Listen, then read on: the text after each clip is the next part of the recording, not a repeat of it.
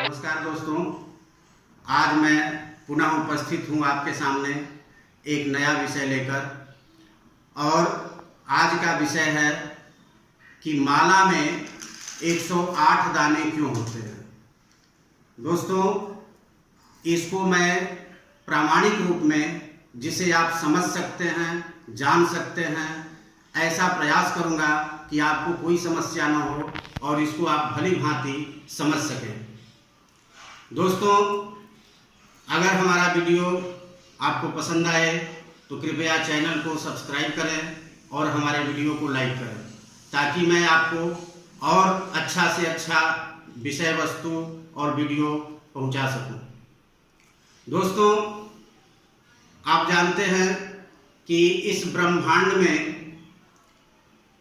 तारों के समूह को नक्षत्र कहते हैं और 27 नक्षत्र हैं और प्रत्येक नक्षत्र 4 चरणों में विभाजित है। दुनिया में जो कोई भी मनुष्य है, चाहे वह किसी भी धर्म का हो, कोई भी वस्तु हो, उसका नामकरण जरूर है, क्योंकि नाम रूपात्मकम जगत कहा गया है, तो उसका कोई न कोई नाम अवश्य है।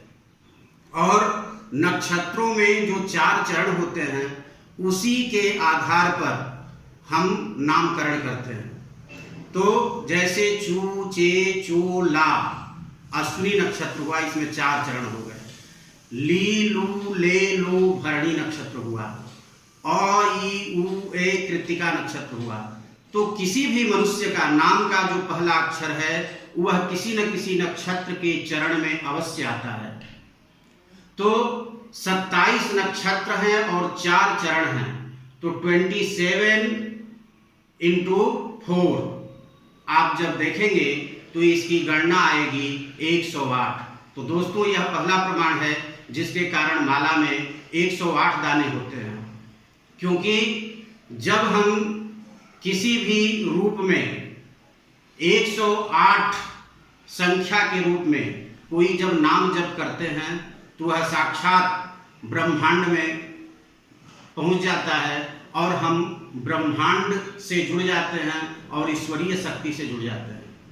दोस्तों, इसी प्रकार 9 चरण की एक राशि होती है, जैसे चू, चे, चू, ला, ली, लू, ले, लो, औ। ये 9 चरण मिलाकर एक राशि हुई मेष राशि। इसी प्रकार 12 राशियां हैं और 12 राशियों का जो अलग अलग समूह बनता है, उसके अनुसार 9 ग्रह बनाए गए हैं। तो राशियों के स्वामी ये ग्रह हैं।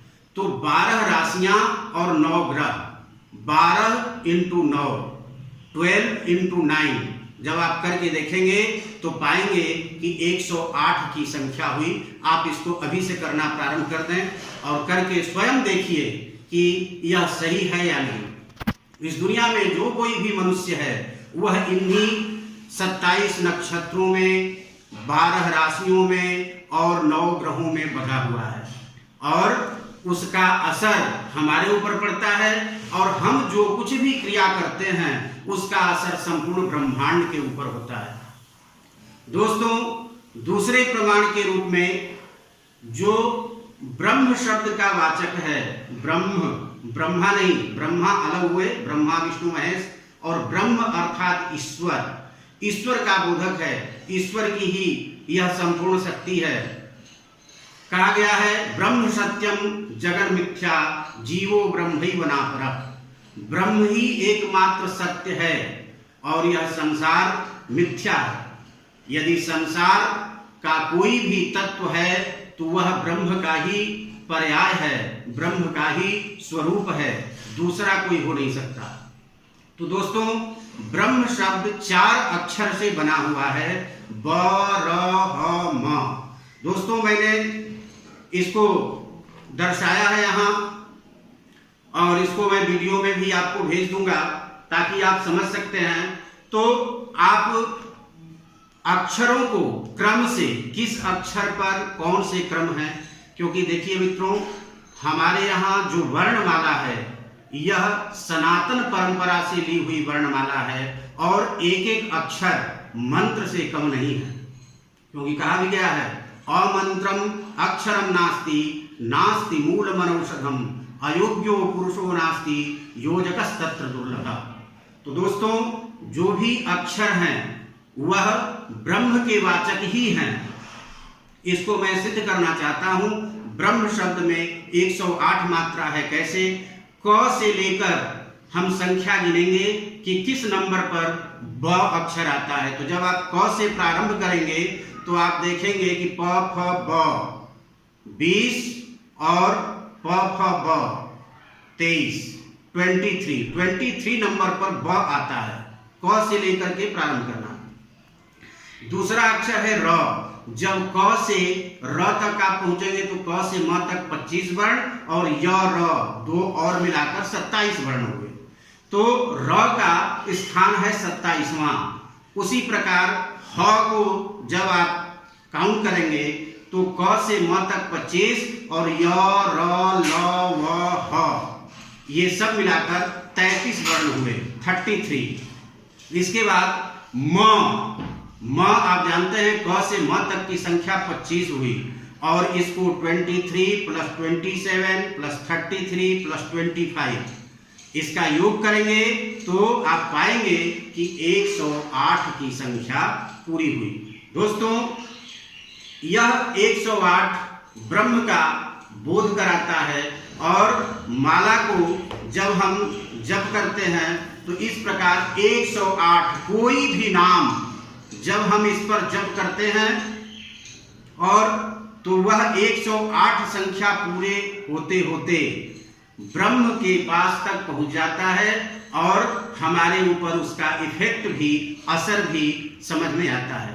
दोस्तों, इसके साथ ही चौथे प्रमाण के रूप में मैं बताना चाहूंगा कि सीताराम शब्द जो है वह भी ब्रह्म का ही बोध कराता है। तो सीताराम को भी वैसे ही वर्ण क्रम से आप गिनेंगे। क से लेकर स तक जब आप गिनेंगे, दंत स है तो 32 नंबर पर स आता है और उसमें ई की मात्रा लगी हुई है। तो मात्रा को हम स्वर के रूप में देखते हैं तो स्वर गिनेंगे। सी बड़ी ई है सीता, तो अ आ छोटी बड़ी 4 नंबर ई का हुआ। फिर त 16वें नंबर पर आता है और उसमें लगी हुई है ता में आ की मात्रा सीता, तो आ हुआ 2 नंबर पर अ आ। इस प्रकार सीता शब्द का वर्ण विन्यास हुआ। इसके बाद राम शब्द, सीता राम, राम र अक्षर आता है 27वें नंबर पर, उसमें 2 मात्रा लगी हुई है। रा में आ, अ और आ 2 और इसके बाद है म 25। इसको जब आप लिखकर और काउंट करेंगे, टोटल योग बनाएंगे तो 108 की संख्या निश्चित होती है। दोस्तों, इसको आप यदि समझ गए तो आप यह समझ लीजिए, चाहे आप कोई भी मंत्र जप कर रहे हो उसका असर ईश्वर के पास तक होता है और उसका प्रभाव हमारे ऊपर तक भी आता है। दोस्तों, इसके साथ मैं माला के जप का एक क्रम बता देना चाहता हूं, क्योंकि बहुत से लोगों को समझ नहीं आता कि सबसे सटीक और प्रमाणिक जप की विधि क्या है। तो दोस्तों, ये माला है। माला को हम इस अनामिका अंगुली पर रखते हैं और अंगूठे से ऐसे स्पर्श करते हैं, क्योंकि जप में इस तर्जनी अंगुली का स्पर्श नहीं होना चाहिए।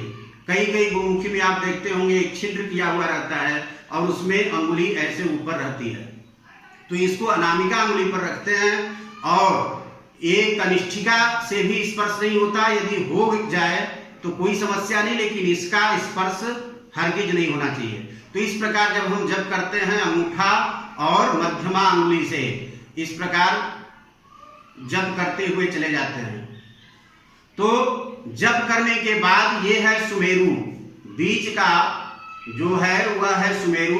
जब जप करते करते यहाँ तक आप पहुँचते हैं तो इसको अगर आगे 108 के बाद भी जप करना है तो इस प्रकार इस माला को घुमा लेनी चाहिए ऐसे। फिर यहाँ से जप प्रारंभ होता है। तो ये जप की सही विधि है। ऐसा आप देखेंगे प्रामाणिक रूप में कि रिंग सेरेमनी होता है तो दुल्हा और दुल्हन अनामिका अंगुली में ही रिंग पहनाते हैं। क्यों? क्योंकि इस अनामिका अंगुली का संबंध हमारे हृदय से है। तो दोस्तों, मैं एक बात और स्पष्ट रूप से कहना चाहता हूं, जिनको दिल की बीमारी हो अर्थात हाइपरटेंशन हो या हार्ट की बीमारी हो या फिर मधुमेह की बीमारी हो, उनको इस प्रकार से जप करने से अत्यंत फायदा होगा, चाहे वह किसी भी नाम का जप करें।